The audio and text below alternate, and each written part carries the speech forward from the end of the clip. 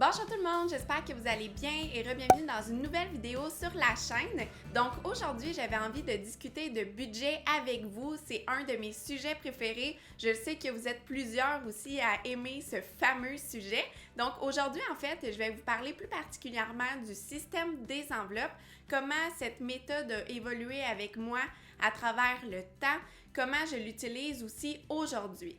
Et aussi, je vais faire un retour sur mon budget du système des enveloppes pour le mois de janvier 2021.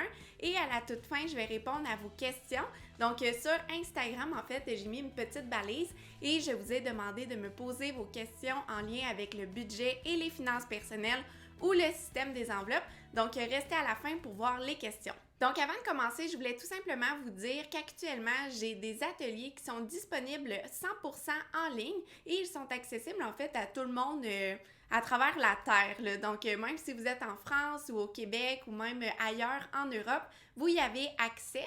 Puis, c'est vraiment un atelier que j'ai créé pour vous donner un coup de main, pour peut-être mettre de l'ordre dans votre vie, pour revoir vos finances personnelles, etc. Donc, c'est un atelier pour vous aligner et pour vous donner un coup de main. Donc, si jamais c'est quelque chose qui pourrait vous intéresser, je vais mettre le lien dans la barre de description en dessous. Donc, tu sais, la vidéo aujourd'hui, c'est comme un peu très bref, en fait, sur le système des enveloppes, mais l'atelier vient vraiment couvrir plein d'autres aspects concernant la simplicité au quotidien et concernant les finances personnelles, donc vous irez y jeter un œil. Donc pour ma part, j'ai commencé à utiliser le système des enveloppes environ vers 2016, donc si vous êtes nouveau sur la chaîne, il faut savoir que depuis 2015, j'ai entamé un processus vers une vie plus simple où que j'ai remboursé l'entièreté de mes dettes, que j'ai fait de l'ordre dans mes finances personnelles, dans ma vie, etc. Puis avant, j'étais quelqu'un qui était extrêmement endetté et je vivais dans la surconsommation. Donc, du jour au lendemain, j'ai vraiment changé entièrement mon style de vie, passant de surconsommatrice à minimaliste essentiellement. Puis ça, en fait, j'ai adopté plein de stratégies, plein d'outils au courant de tout ce parcours-là pour me permettre de me réaligner vers une vie qui faisait tout simplement plus de sens. Et le système des enveloppes a été une des stratégies que j'ai utilisées dès les débuts pour faire de l'ordre dans mes finances personnelles, mais surtout pour me contrôler par rapport à mes dépenses. Donc, personnellement, je crois que si j'ai réussi à rembourser 16 000 de dette en 23 mois, c'est essentiellement grâce à l'adoption du système des enveloppes. Donc, pour faire une histoire courte, à la base, j'utilisais le système des enveloppes vraiment de la méthode traditionnelle. Donc, chaque semaine, j'allais au guichet, j'allais retirer l'argent que j'avais besoin pour payer toutes mes dépenses durant la semaine. Donc, à cette période-là, j'avais différentes enveloppes de dépenses qui étaient essentiellement l'épicerie, les restaurants, l'essence pour ma voiture, les loisirs, j'avais une enveloppe pour l'esthéticienne et j'avais une enveloppe pour Monsieur Elliott, mon chat. Donc, à l'origine, c'était vraiment ça mes enveloppes de dépenses. Donc, chaque semaine, je mettais par exemple 20 $ dans mon budget épicerie, 20 $ pour l'essence et ainsi de suite, jusqu'à avoir de l'argent dans toutes mes enveloppes pour la semaine. Donc, à ce moment-là, je payais principalement en argent comptant toutes les dépenses de la vie courante, mais bien entendu, tout ce qui était paiement obligatoire ou virement bancaire, etc., ça, c'était vraiment dans mon compte avec ma carte virtuellement. Mais même ça, c'était des dépenses qui étaient budgétées, qui étaient prévues et que je comptabilisais. Donc, je m'assurais d'avoir le montant nécessaire pour couvrir toutes ces dépenses-là dans mon compte. Donc là, aujourd'hui, le système des enveloppes a énormément évolué. Donc là, maintenant, ça va bientôt faire 5 ans que j'utilise le système des enveloppes pour payer mes dépenses de la vie courante. Donc là, je vous dirais que depuis mars 2020, depuis le début de la pandémie, c'est là en fait que le système des enveloppes a le plus changé pour moi.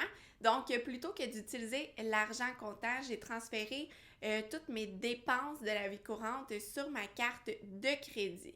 Mais là, attention, ça vient en fait avec beaucoup de choses à garder en tête, etc. Moi, je pense que d'utiliser le système des enveloppes avec une carte, il faut vraiment s'être préparé mentalement, puis il faut vraiment connaître son budget sur le bout des doigts. Donc, écoutez la suite avant de sauter aux conclusions. Donc, avant d'aller plus loin, c'est quoi le système des enveloppes? En gros, selon moi, c'est que chaque semaine, on va retirer en argent comptant le budget qu'on a besoin pour payer ses dépenses durant la semaine selon des postes de dépenses préétablis. Donc, habituellement, les enveloppes de dépenses, les catégories, ça va être des catégories assez communes comme l'alimentation, les transports, parfois ça va être les loisirs, puis d'autres fois ça va être aussi les activités parascolaires des enfants ou toutes les dépenses liées aux enfants, etc. Donc le système des enveloppes, il y a plein de façons de l'utiliser. Il y a certaines personnes qui utilisent vraiment des vraies enveloppes qui vont venir écrire en fait leurs dépenses sur celles-ci en temps réel. Il y a d'autres personnes qui vont tout simplement prendre l'argent et le diviser dans des séparateurs. Il y a des personnes qui vont utiliser, comme moi aujourd'hui, le système virtuel, mais ils vont garder une trace de leurs dépenses écrites. Il y a des personnes qui utilisent des applications. Je vous dis, il y a plein de façons d'utiliser le système des enveloppes. Je crois que la meilleure façon, c'est de trouver la méthode qui vous convient à vous. Comme moi, personnellement, j'aime ça quand c'est hyper simple. J'aime ça garder ça le plus simple possible, le plus visuel possible. Donc, moi, j'ai développé en fait un système qui fonctionne pour moi, mais ça se peut fort bien que ça ne fonctionne pas pour vous. Donc, encore une fois, je n'utilise pas la même méthode aujourd'hui que celle que j'utilisais il y a 5 ans. Donc, la méthode des enveloppes a évolué avec moi selon où ce que j'étais rendue dans mon style de consommation. Et deuxièmement, pourquoi je crois en le système des enveloppes, c'est que c'est très mental, puis c'est vraiment une bonne façon de contrôler ses impulsions. C'est vraiment une bonne façon de respecter son budget, puis ça, on le sait. Si on respecte son budget, ben c'est là qu'on va être capable de rembourser ses dettes, c'est là qu'on va être capable d'économiser pour un projet X, puis c'est surtout en respectant son budget qu'on va être capable en fait d'accomplir d'autres objectifs financiers. Donc, si on ne respecte pas son budget et qu'on se retrouve tout le temps avec des dépenses non budgétées, non prévues, bien en fait, c'est qu'on n'aura jamais en fait un montant de surplus à la fin du mois qui va nous permettre peut-être d'atteindre la liberté financière ou de rembourser nos dettes ou d'économiser de gros montants. Donc, respecter son budget, c'est comme l'étape numéro 1. Et pour ce faire, je sais que c'est quelque chose qu'il y a beaucoup de personnes qui ont de la difficulté à faire, mais adopter le système des enveloppes, pour moi, ça a vraiment été l'outil qui m'a permis de remettre ma santé financière sur le droit chemin et surtout qui m'a permis d'arrêter mes achats impulsifs. Donc maintenant, je vais vous dire en fait comment je budgète, comment je crée mon budget, comment je fais mes enveloppes tous les mois. Puis dans le fond, comment ça fonctionne, moi, c'est que je le fais en 3 étapes simples. Avant de faire ces 3 étapes-là, c'est super important de s'être créé un budget et surtout qu'il soit réaliste. Ça, c'est comme super important. Donc, il faut avoir déjà fait l'étape préalable de s'être construit un budget, d'avoir analysé ses dépenses, etc. Si jamais vous avez besoin d'un coup de main par rapport à ça, j'en parle plus en détail dans mon atelier. Donc, chaque mois, qu'est-ce que je fais en fait? C'est que je fais un bilan du mois précédent. Donc, je regarde mon système des enveloppes du mois précédent, comment ça s'est déroulé, est-ce qu'il y a des dépenses qui se sont faites puis que j'avais pas prévu. Donc, je fais vraiment toute une analyse du mois précédent. Je fais mes calculs, je regarde c'est quel montant je m'étais budgété, c'est quel montant finalement que j'ai dépensé, c'est quelles semaines qui ont été plus légères en termes de dépenses, quelles autres semaines ont été plus, qui ont eu plus de dépenses peut-être. Donc, je regarde tout ça et aussi, je regarde le mois à venir. Donc là, actuellement, on est au mois de février. Donc, février, c'est un mois qui est plus court, qui a 28 jours. Donc, déjà ça, c'est bon pour le budget. Puis, quelles autres dépenses qui peuvent y avoir, en fait, au mois de février? Donc, j'essaie de me faire une tête sur tout ça pour essayer de visualiser c'est quelles sommes que j'ai besoin pour le prochain mois pour couvrir l'entièreté de mes dépenses. Donc, en faisant le bilan aussi sur le mois précédent, qu'est-ce que ça permet de faire? C'est que si on a dépensé plus, par exemple, si au mois de janvier, j'ai dépensé 30 $ de plus, eh bien, ça permet de se réaligner pour le mois suivant. Donc, des fois, qu'est-ce que je fais? C'est si j'ai dépensé 30 $ de plus dans le mois précédent, eh bien, le mois suivant, je vais réduire mon budget de 30 $ pour essayer de pallier justement à cet excédent-là. Ou encore, si au mois de janvier, par exemple, j'ai pas dépensé tout mon budget, donc par exemple, s'il me reste 40 eh bien cet argent-là, soit que je vais l'utiliser pour économiser, pour épargner, pour faire un placement, etc. Ou soit je vais le garder en banque pour le mois suivant, surtout lorsque je sais qu'il va y avoir plus de dépenses pour le mois qui s'en vient. Donc ça, c'est deux manières que j'utilise en fait pour gérer soit l'argent qui manque ou soit l'argent d'excédent. Donc ensuite, la deuxième étape que je fais, c'est que je divise mon budget pour le mois en 4 semaines. Là, parfois, il y a des mois qui ont 5 semaines, des fois, il y a des mois qui il y a moins de jours, etc. Mais j'essaye de tout le temps garder ce montant-là à 4 pour que ce soit tout le temps pareil tous les mois. Puis dans le fond, qu'est-ce que je fais? C'est que je regarde mon mois. Puis je sais souvent que je vais faire l'épicerie, par exemple, le samedi ou le dimanche. Donc, j'essaie en fait de diviser mon mois en 4 de manière à avoir 4 semaines qui auront du sens financièrement parlant. Donc, qu'est-ce que je fais en fait, c'est que moi, j'ai une feuille de travail, de budget, d'enveloppe hebdomadaire. Cette feuille-là se retrouve dans le cahier complémentaire de l'atelier Simplifier sa vie, revoir ses finances personnelles et son quotidien pour trouver l'équilibre dans sa vie. Donc, c'est un matériel de bonus que j'ai inséré ce mois-ci. C'est une feuille que moi, personnellement, j'utilise depuis des années pour gérer mon budget. C'est la façon qui fonctionne pour moi. Donc, chaque semaine, je viens écrire mes semaines en haut du tableau de manière à calculer toutes mes dépenses que j'ai faites pendant ces journées-là. Donc, moi, personnellement, aujourd'hui, mes enveloppes de dépenses, ils sont encore plus brèves qu'avant. Donc, aujourd'hui, j'ai comme enveloppe de dépenses, j'ai épicerie, j'ai essence et j'ai loisirs. Donc maintenant, aujourd'hui, j'ai seulement 3 enveloppes de dépenses. J'ai essayé de simplifier le tout encore davantage. Puis maintenant, aujourd'hui, qu'est-ce qui est important de savoir, c'est que mes enveloppes budgétaires, je les connais tellement bien, je les maîtrise si bien que j'ai plus besoin vraiment de séparer mon argent par catégorie.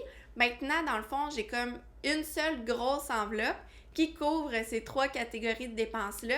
Puis je le sais, par exemple, que mon épicerie par semaine, ben mon budget, c'est 50 $, puis que l'essence, par exemple, c'est 40 $ et le restant, c'est pour les loisirs et les dépenses autres. Mais pour arriver là, j'ai comme eu quand même 5 années pratiquement de cheminement, 4 années. Donc, tu sais, ça se fait pas du jour au lendemain de pouvoir, en fait, avoir une seule enveloppe de dépenses puis de bien contrôler ses dépenses quand même. Et ensuite, la troisième étape que je fais par rapport au système des enveloppes, c'est que chaque semaine, lorsque je fais une dépense, je viens l'écrire directement dans mon tableau. Donc, comme ça, je sais en tout temps quelles dépenses que j'ai faites, quel argent qu'il me reste peut-être pour la semaine. Puis, ça me permet vraiment, en fait, d'évaluer mes dépenses puis de savoir où est-ce que je suis rendue en temps réel. Et cet outil-là, il est super important pour moi parce que chaque semaine, je peux voir si j'ai dépensé plus ou j'ai dépensé moins. Donc, comme ça, chaque semaine, je peux me réaligner à la semaine suivante et faire des petits ajustements de 10, 20, 25 $ peut-être, ce qui me permet, en fait, à la fin du mois, de tout le temps avoir un budget qui est vraiment représentatif de qu'est-ce que je m'étais fixé au début du mois. Donc, à la fin du mois, qu'est-ce que je fais? Bien entendu, je refais le bilan. Donc, je regarde comment le mois s'est déroulé, je fais mes calculs, je calcule la balance et encore une fois, l'étape se reproduit pour le mois suivant. Donc, si vous n'êtes pas familière avec le système des enveloppes ou même le budget puis que tout ça, on dirait c'est comme un peu flou, je vous dis dans l'atelier, c'est vraiment plus clair. Je fais vraiment un tour de la question complète. Donc, si c'est quelque chose que vous aimeriez envisager prochainement ou si c'est un atelier que vous aimeriez faire, encore une fois, je vous invite à aller y jeter un coup d'œil. Donc maintenant, comment ça s'est déroulé mon système des enveloppes pour le mois de janvier 2021? Donc la bonne nouvelle, c'est qu'à la fin du mois, j'ai dépassé mon budget seulement de 14 $, ce qui représente en fait seulement 3% de mon budget. Donc ça, pour moi, c'est une belle réussite. Puis ça, c'est important en fait de pas se chicaner ou de pas être déçu de soi-même lorsqu'on dépasse le moindrement. Je vous dis pas si vous dépassez votre budget de 200, 300, 400 $, là peut-être il faut revoir certaines choses, mais quand que je dépasse seulement de quelques dollars comme ça, à l'étape où je suis rendue, moi, dans mon cheminement, c'est pas quelque chose qui me dérange. Cependant, lorsque je vivais avec 800 $ par mois, je vivais en fait avec un budget beaucoup plus serré. Donc, à ce moment-là, pour moi, dépasser mon budget de 14 $, ça faisait une énorme différence sur mon mois. Donc, tout ça, c'est relatif. Puis, il faut tout le temps pas se comparer aux autres, mais vraiment regarder, nous, notre propre situation, où ce qu'on est rendu, puis on est à l'aise, en fait, avec quelle réalité, quel budget, quelle somme qui peut dépasser, etc. Donc ça, c'est vraiment propre à vous. Donc, pendant mon mois de janvier, essentiellement, mes dépenses ont été principalement de la nourriture. Donc là, en ce moment, avec le confinement, il y a comme pas grand-chose à faire. Il n'y a pas beaucoup de dépenses à avoir non plus. Donc, je vous dirais que en temps de confinement, moi personnellement, mon budget va principalement dans la nourriture. Donc, que ce soit en fait à l'épicerie, parfois la boulangerie, parfois la restauration, etc. Mais sinon, j'ai eu d'autres dépenses du type divers. Donc, des petits achats pour la maison, parfois que j'ai eu de besoin, ou encore un brunch au restaurant, ou etc. L'essence pour les transports, par exemple. Donc, au mois de janvier, en fait, je m'étais fixé un budget de 120 $ par semaine pour toutes les dépenses, comme je vous ai dit, épicerie, essence, transport, loisirs et divers. Donc ça, c'est le budget que j'ai trouvé que pour moi, en ce moment, c'est réaliste, mais ça me permet vraiment de vivre en dessous de mes moyens. Et ça vient combler en fait un objectif financier que j'ai, et c'est d'économiser en fait 50% de mes revenus minimum pour justement pallier à toutes ces années que j'ai surconsommé, que j'ai dépensé et que j'ai remboursé mes dettes. Donc, c'est comme une façon en fait de retrouver un peu le temps perdu par rapport à mes finances personnelles. Mais ça, encore une fois, les motivations de tout le monde peuvent être différentes. Si pour vous, économiser 10% par mois, c'est déjà un exploit, eh bien, vous devez vous féliciter de ça et juste essayer de vous améliorer de mois en mois pour atteindre peut-être vos objectifs financiers ou vos objectifs de vie. Donc ça, c'est les principaux points en fait par rapport au système des enveloppes, comment je m'occupe de mon système des enveloppes tous les mois, comment ça fonctionne, comment je fais l'analyse, etc. Et maintenant, je vais répondre à vos questions que vous m'avez posées sur Instagram. Donc, si jamais vous ne me suivez pas sur Instagram, je vous invite à le faire dès maintenant. Il va y avoir un lien dans la barre de description en dessous. Donc, tout d'abord, je voudrais remercier les personnes qui m'ont posé des questions sur Instagram. Donc, encore une fois, c'est des questions qui sont liées aux finances personnelles, au budget ou au système des enveloppes. Donc, une première question, c'est comment faire pour ne pas se sentir frustré, probablement par rapport au système des enveloppes si on ne le respecte pas, par exemple. Donc, ça, en fait, c'est simple. Le budget qu'on se fait, c'est important qu'il soit réaliste. Donc, c'est important de ne pas couper drastiquement dans les dépenses parce que c'est là qu'on va sentir un sentiment de manque, puis peut-être qu'on va sentir en fait de la frustration liée à son budget. Donc, moi, qu'est-ce que je recommande? C'est vraiment de commencer avec un budget réaliste qui, en fait, est la même chose que les dépenses qu'on a actuellement. Et semaine par semaine, mois par mois, diminuer les différents postes budgétaires petit peu par petit peu jusqu'à temps qu'on atteigne notre objectif. Et par rapport à la frustration, si jamais, comme je vous ai dit, si vous dépassez votre budget le moindrement, eh bien, c'est de regarder qu'est-ce que vous avez fait de bon pendant le mois, puis de voir en fait, est-ce que vous trouvez que c'est réaliste, est-ce que vous êtes fier de vous quand même par rapport à qu'est-ce que vous avez accompli depuis le début de votre processus. Donc, ça se peut qu'il y ait des mois qui soient moins bons. Même moi, parfois, ça m'arrive encore, mais c'est tout simplement de regarder qu'est-ce qu'on peut faire de mieux pour le prochain mois pour s'améliorer. Ensuite, la deuxième question, c'est comment faire avec une carte de débit. Donc, c'est assez simple. En fait, moi, qu'est-ce que je fonctionne, c'est que chaque mois, tout l'argent que je gagne me sert à payer les dépenses du mois suivant. Donc, moi, j'ai vraiment un mois d'avance par rapport à mon budget. Puis, c'est ce qui m'a permis aussi de jamais me retrouver, en fait, avec pas d'argent ou de me retrouver, en fait, avec pas assez de sous pour couvrir toutes mes dépenses pour le mois suivant. Donc, par exemple, moi, je sais que chaque mois, j'ai besoin d'un montant X minimum pour couvrir l'entièreté de mes dépenses. Donc, je m'assure d'avoir ce montant-là dans mon compte. Ensuite, dans cet argent-là, je sais que j'ai besoin, par exemple, de 600 $ pour le mois pour mes enveloppes de dépenses. Donc, en fait, chaque fois que je vais payer avec ma carte bancaire, je viens remplir le tableau dont je vous ai parlé précédemment. Donc, je sais que j'ai déjà l'argent dans mon compte. Je sais que je peux rembourser, par exemple, chaque semaine ma carte de crédit C'est le même principe un peu avec la carte de débit. Donc, en ayant déjà l'argent dans son compte et en suivant assidûment ses dépenses toutes les semaines, eh bien, ça permet de ne pas se retrouver à la fin du mois avec plus d'argent dans son compte ou encore avec des surprises, ainsi de suite. Donc, la prochaine question, c'est comment commencer à appliquer ce budget? Quel pourcentage mettre de côté au départ? Donc, concernant le budget, il existe 1000 façons de faire, il existe 1000 façons de penser aussi, mais moi, je trouve qu'un des bons points de départ, c'est de faire la méthode 50-20-30. Donc, 50% des dépenses qui servent à 50% des revenus, pardonnez-moi, qui servent à payer toutes les dépenses vitales comme le loyer, le téléphone, l'alimentation, etc. Il y a un 20% de nos revenus nets qui servent pour nos objectifs financiers et un 30% qui sert pour les dépenses autres. Donc ça, c'est un bon point de départ en fait pour construire son budget, mais encore une fois, il existe plein de façons de procéder. Ça en est une seulement parmi tant d'autres. Et concernant peut-être le pourcentage d'argent à épargner tous les mois, ça encore une fois, c'est vraiment propre à vous et c'est vraiment très personnel, puis ça dépend vraiment de votre situation et ça dépend surtout vraiment de vos revenus. Donc, tu sais, les personnes, par exemple, qui ont des plus faibles revenus, pour eux, épargner peut-être 3%, 5%, c'est déjà un exploit. Et pour les personnes qui sont peut-être plus dans la classe moyenne, par exemple, épargner peut-être 10, 20%, ça fait un peu plus partie de leur réalité. Donc, c'est d'évaluer en fait votre situation, d'essayer de voir c'est où que vous pouvez réduire vos dépenses de manière à épargner davantage. Mais je pense que c'est au Canada, le taux moyen d'épargne pour les personnes qui font des épargnes, je crois que c'est comme 8%. Donc, c'est pas si élevé quand on est dans une optique qui est vraiment d'économiser beaucoup. Tu sais, moi, par exemple, j'essaye de me fixer un objectif autour de 50%.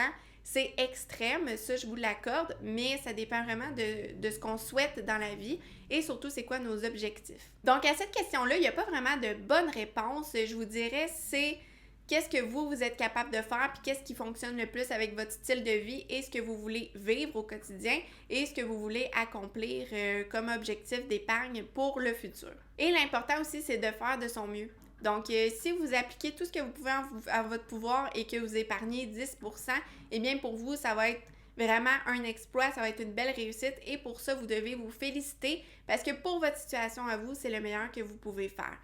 Dans ces situations-là, ne vous comparez pas aux autres parce que c'est là que vous allez vivre peut-être de la frustration et que vous allez avoir l'impression de ne pas faire assez alors que pour votre situation à vous, c'est déjà extraordinaire ce que vous faites. La prochaine question, c'est concernant des trucs pour revenus variables de travailleurs autonomes. Donc ça, moi, c'est ma réalité. Donc, je peux vraiment vous outiller par rapport à ça. Donc, ça revient un peu à une des questions que j'ai répondues précédemment. Dans le fond, je sais que chaque mois, j'ai besoin d'un certain montant pour couvrir l'entièreté de mes dépenses. Donc, chaque mois, lorsque, dans le fond, je reçois mes revenus, la principale chose que je fais, c'est que je m'assure d'avoir ce montant-là de le garder dans mon compte pour le mois suivant. Ensuite, l'argent que je peux faire d'excédent pendant le mois, eh bien cet argent-là, je vais soit l'utiliser pour payer des choses qui coûtent plus cher puis que ça fait un moment que je veux acheter, ou soit je vais l'utiliser aussi pour construire mes épargnes davantage. Donc en fait, tous les mois, je m'assure d'avoir le montant minimum que j'ai de besoin. Et ensuite, avec l'excédent, c'est là que je me permets plus de plaisir ou que j'épargne davantage. Donc ça, moi, je trouve que c'est la méthode qui fonctionne le mieux pour moi. Donc, c'est de calculer le montant qu'on a besoin pour couvrir toutes ces dépenses et d'utiliser l'argent excédent pour faire les autres projets qu'on souhaite faire. Donc, comme ça, s'il y a un mois qu'on gagne vraiment juste le minimum qu'on a de besoin, eh bien, on le sait que ce mois-là, on ne doit pas dépenser davantage et ça va permettre, en fait, de ne pas aller vers l'endettement. Une autre question que je trouve bien intéressante, c'est as-tu des comptes épargne différents pour chaque projet pour te repérer ou non? Donc ça, c'est une bonne question. En fait, moi, comment je fonctionne, c'est que dans mon compte bancaire en ligne, j'ai vraiment différentes catégories de dépenses et honnêtement, j'en ai beaucoup. Je crois que j'en ai une dizaine. Donc ça, en fait, j'ai comme par exemple mon compte chèque, puis ensuite j'ai un compte par exemple pour la voiture lorsqu'elle sera morte et que je devrais la remplacer. J'ai un compte pour les voyages, j'ai un compte de fonds d'urgence pour pallier à mes dépenses si jamais il arrive un imprévu. J'ai un compte REER pour la retraite, j'ai un autre compte REER, je vous dis, j'ai vraiment différentes catégories. J'ai un compte pour les taxes aussi, j'ai un compte pour mes impôts. Donc moi, ça, je trouve que c'est vraiment un bon outil que j'ai utilisé en fait pour mieux me repérer et surtout de m'assurer d'avoir tout le temps l'argent que j'ai besoin dans mes différents comptes bancaires pour leur catégorie de dépenses respectives. Donc ça, c'est une méthode de faire. Je sais que c'est pas tout le monde qui aime cette méthode-là, surtout je pense aux personnes qui aiment faire des investissements, parce que pendant que l'argent est dans ces comptes-là, eh bien, elle ne fructifie pas vraiment, mais moi, je préfère avoir cette sécurité-là dans mes différents comptes en fait, sur mon compte en ligne, plutôt que de le diviser un peu partout dans le néant et de ne pas y avoir accès nécessairement lorsque j'en aurai besoin. Et finalement, une dernière question, par où commencer? C'est une super bonne question. Donc ça, si jamais vous ne savez pas par où commencer, encore une fois, je vous invite à aller voir mon atelier. C'est exactement le titre de la première partie de l'atelier. Par où commencer. Donc, je crois vraiment que ça va être un bon outil pour vous si vous ne savez pas justement par où commencer et que vous avez besoin d'aide pour remettre de l'ordre dans votre vie et dans votre santé financière. Donc voilà, j'espère que vous avez trouvé cette vidéo intéressante. Si c'est le cas, n'oubliez pas de cliquer j'aime, ça fait une grosse différence pour moi et surtout, c'est juste un tout petit geste à faire. Et sinon, si vous n'étiez pas encore abonné, je vous invite fortement à le faire. J'ai remarqué environ qu'il y a 50% parmi vous qui revenez de semaine en semaine voir mes vidéos, mais qui n'êtes pas abonnés. Donc, s'il vous plaît, si vous voulez, abonnez-vous à la chaîne et surtout activez la cloche pour ne manquer aucune de mes prochaines vidéos. Donc, merci beaucoup tout le monde. On se retrouve la semaine prochaine dans une nouvelle vidéo. Bye! J'ai maintenant 2 ateliers disponibles 100% en ligne, autant pour les personnes habitant en France qu'au Québec. Jetez-y un œil, je vais mettre un lien dans la barre de description en dessous.